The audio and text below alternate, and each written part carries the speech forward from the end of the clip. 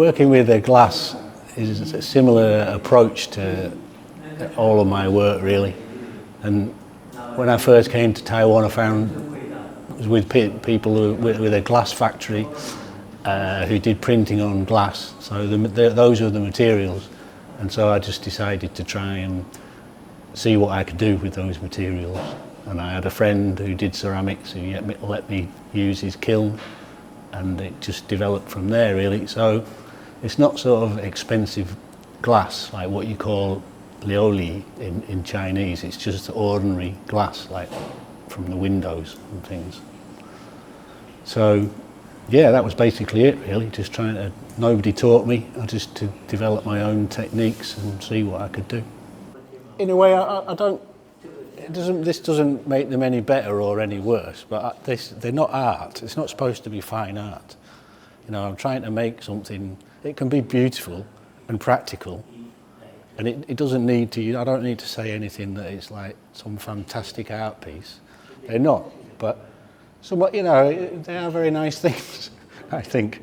And what I wanted to do with this kind of work, it's all very well making a sculpture and it costs $1 million NT.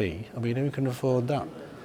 But these are 450 NT, and you can have a unique piece of something that nobody else has got one the same.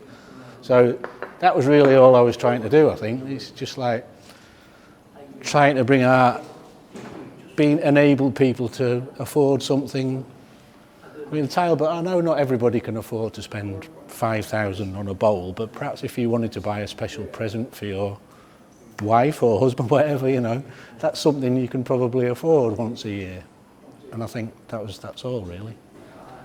Well, the drawings are more recent work, really. At least I've always done these drawings, but never seriously tried to produce them. You know, they're just in sketchbooks all over the place. Sometimes I draw them on the glass. And anyway, so I don't know why, but last year I started to spend a lot more time on them and to produce, you know, a better quality of them, and then have them photographed at a very high resolution and then made into prints that we can sell, which then is the same kind of effect as I was talking about with the glass. That they're not that expensive, you know. It's not an original, but it's a limited edition. There's not many of them. But the drawings themselves are all about systems, really. It's like finding one thing and just repeating it and repeating it and repeating it until it builds up a pattern. And it's like sort of like having some rules and then just following them and seeing what happens. I've been living in Taiwan for 20 years, and I've been working in this area in the Beijing for 20 years as well.